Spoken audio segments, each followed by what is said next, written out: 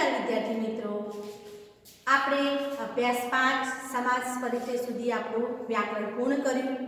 આજે આપણો વ્યાકરણનો છેલ્લો ટોપિક જે છે વિસર્ગ સંધિ પરિચય એ આપણે શીખીશું. તો વિદ્યાર્થી મિત્રો, આપણે આ વિસર્ગ સંધિ શીખતા પહેલા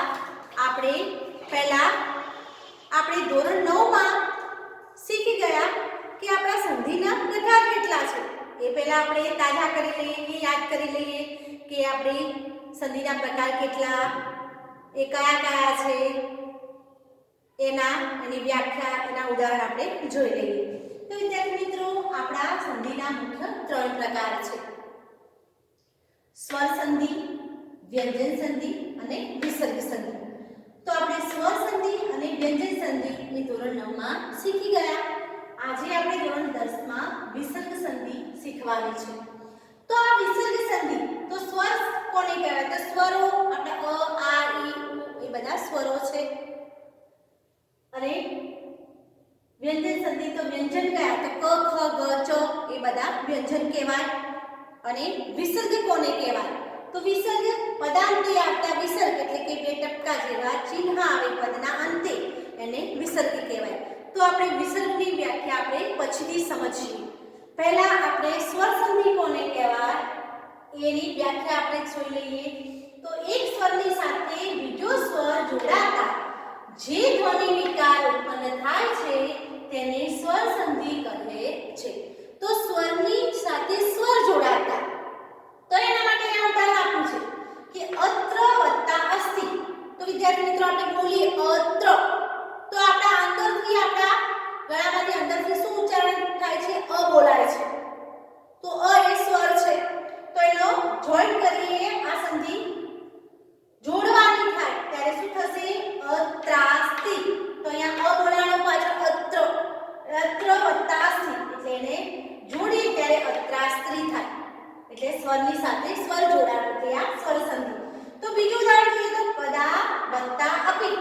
તો કદા, તો તે શું બોલાય છે? આ બોલાય છે. અંદરથી શાનું ઉચ્ચારણ થાય છે? આ. તો આનું એને જોડીએ સંધિને ત્યારે શું થશે? કદાપી. તો આમ આપણે આ બે ઉદાહરણ જોયા. એના ઉપરથી તમે બીજા ઉદાહરણ પણ સમજી શકો છો. તો હવે આપણી વ્યંજન સંધિ આપણે જોઈએ. તો એની વ્યાખ્યા આપણે જોઈએ તો બે વ્યંજનોના પરસ્પર જોડાવાથી જે ધ્વનિ વિકાર ઉત્પન્ન થાય છે તેને વ્યંજન સંધિ કહે છે. આ બધું તમારા ચોપડામાં લખવાનું છે એટલે તમને સંધિનો બરાબર ખ્યાલ આવે. તો બે વ્યંજનોના પરસ્પર જોડાવાથી, સ્વરમાં શું હતું? બે સ્વરોના જોડાવાથી. તો એ વ્યંજનમાં બે વ્યંજનોના પરસ્પર જોડાવાથી જે વિકાર ઉત્પન્ન થાય છે તેને વ્યંજન સંધિ કહે છે. તો એનું ઉદાહરણ જોઈએ તો દેવમ વત્તા વંદે. તો યા દેવમ, અહીંયા મ શું આવ્યો? તો દેવમ એમાં મ એ વ્યંજન છે. તો એને જોઈન્ટ કરીએ તો દેવમ, જે મ હલન હતો એનો અનુસ્વાર થઈ ગયો. તો દેવમ વંદે. ધનમ વત્તા ઈચ્છતિ. તો ધનમ વત્તા, અહીંયા ઈ સ્વર હતો. તો અહીંયા સ્વરના ધનમ ઈચ્છતિ, તો એને જોઈન્ટ કરી એટલે શું થશે? અહીંયા ધનમ ઈચ્છતિ. તો અહીંયા કેમ આવ્યું? તો અહીંયા મ વ્યંજન હતું. તો વ્યંજનની સાથે વ્યંજન જોડાતા જે વિકાર ઉત્પન્ન થાય છે તેને વ્યંજન સંધિ કહે છે. તો હવે વિદ્યાર્થી મિત્રો, આપણો મૂળ ટોપિક, આ તો ધોરણ 9 માં તમે સ્વર સંધિ અને વ્યંજન સંધિ શીખી ગયા અને થોડું તાજું કરી લીધું. તો હવે આપણો મૂળ ટોપિક છે વિસર્ગ સંધિ. તો વિસર્ગ સંધિ કોને કહેવાય એ આપણે શીખીશું. તો આ વિસર્ગ સંધિના કેટલાક નિયમો છે. તો એ નિયમો પણ આપણે શીખવાના રહેશે.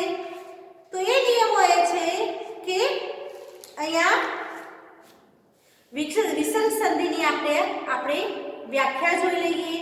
તો એ વ્યાખ્યા જોઈ અને આપણે વિસર્ગ સંધિના કેટલાક નિયમોના આધારે આપણે વિસર્ગ સંધિ શીખવાની રહેશે.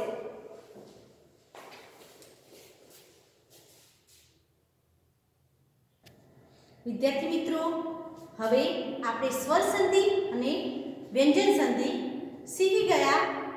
ધોરણ 9 નું આપણે તાજું કરી લીધું. હવે આપણે આજે આપણું વિસર્ગ સંધિ પરિચય શીખવાનો છે. વિશેની માહિતી, એની વ્યાખ્યા અને એના નિયમો અહીંયા બોર્ડમાં લખેલા છે, જે તમારા ચોપડામાં તમારે લખવાના રહેશે. તો એવું કહ્યું કે પદાંતે આવતા કે વિસર્ગ પછી સ્વર અને વ્યંજનને ધ્યાનમાં રાખી કરવામાં આવતી સંધિને વિસર્ગ સંધિ કહે છે. પદાંતે એટલે કે પદના અંતે આવતા અને સ્વર અને વ્યંજન બંનેને ધ્યાનમાં રાખી અને જે સંધિ કરવામાં આવે છે તેને વિસર્ગ સંધિ કહે છે. તો એનો નિયમ છે કે વિસર્ગ પછી ચ કે છ, તો એવું કહ્યું કે વિસર્ગ સંધિ કહે છે તો વિસર્ગ પછી ચ કે છ આવે તો એનો શ થાય છે, એટલે કે શરણાઈનો શ થાય છે. અને વિસર્ગ પછી જો ટ કે ઠ આવે તો વિસર્ગનો સ થાય છે, જેને કહેવાય છે આપણે કહીએ છીએ ષટકોણનો સ કહીએ છીએ. એ વિસર્ગ પછી ત કે થ આવે તો વિસર્ગનો સ એટલે કે સસલાનો સ થાય છે. તો આ આવતા હોય તો એના બદલામાં આ શબ્દો શ એમ થાય છે. એટલે ચ કે છ હોય તો શ થાય, ટ કે થ હોય તો પણ શ થાય અને ત કે થ હોય તો શ થાય. તો એના કેટલાક ઉદાહરણ છે. અહીંયા બે ઉદાહરણ લખ્યા છે કે મૃગ વત્તા ચરતી, તો મૃગ સ્વરતી એનો જોઈન્ટ એટલે એ રીતે થાય. અને ગંગાયા તીરે એટલે ગંગાયા સ્થિરે એમ થાય છે. એના બીજા કેટલાક ઉદાહરણ પણ છે, જેમ કે ગોપાલ વત્તા ચતુર તો ગોપાલ ચતુર, સુગ્ન વત્તા ઠાકુર તો સુગ્ના સ્થૂલ, ગંગાયા અહીંયા તત વત્તા સ્ત તો તતસ્ત. એ રીતે આપણે બીજા ઉદાહરણ પણ લખી શકીએ છીએ. અહીંયા બીજો નિયમ આપેલો છે કે વિસર્ગની પૂર્વે અ હોય, વિસર્ગની પૂર્વે એટલે આને આપણે વિસર્ગ કહીએ, એનાથી પૂર્વે હોય, પૂર્વે અ હોય અને તેની પછી અ આવતો હોય તો અ અને વિસર્ગને બદલે ઓ થાય, ઓ મુકાય છે અને પછીના અનો અવગ્રહ થાય છે. અવગ્રહ એટલે વિદ્યાર્થી મિત્રો આપણા આ રીતનું ડ હોય એને આપણે બોલતા નથી પણ એને લખાતું હોય છે, તો આને શું કહેવાય છે? અવગ્રહ કહેવાય છે. આ પણ આપણે ધોરણ 9 માં શીખી ગયા. તો એના ઉદાહરણ છે કે નમ વત્તા નમ, તો આ નમની પાછળ પણ વિસર્ગ છે અને બીજા નમની પાછળ પણ વિસર્ગ છે, તો એને જોઈન્ટ કરતા નમો નમઃ એ પાછળનો વિસર્ગ એમનો એમ જ રહે છે. સર્વે વત્તા જન તો સર્વો જન, સ્વર વત્તા અપી તો અહીંયા શું થશે? જે અવગ્રહ આવશે અહીંયા આવી જશે તો સ્વરો અપી. તો અહીંયા જે અવગ્રહ છે આ નિયમ, બે નિયમો આપણે શીખ્યા સંધિના. અને વિદ્યાર્થી મિત્રો સંધિ ખાસ યાદ રાખવાની કે સંધિ આપણી ચોપડી જે પદ્ય અને ગદ્ય આપણું ચાલ્યું એના પાછળ સ્વાધ્યાય કાર્યમાં જે ટિપ્પણીને નીચે આપેલું છે સંધિને સમાસ, એમાંથી જ ખાસ સંધિને સમાસ પરીક્ષામાં પૂછાતા હોય છે. એ તમને એવું લખવાનું કહું છું ને એને યાદ રાખી અને તૈયારી કરીને લખવાના, એટલે તમને તકલીફ પડે નહીં. આગળના નિયમો જે વિસર્ગ સંધિના છે એ આપણે આગળના વિડીયોમાં જોઈશું. ત્યાં સુધી તમે આ બોર્ડમાં લખેલું જે છે એ લખીને એની તૈયારી કરજો. નમસ્કાર વિદ્યાર્થી મિત્રો.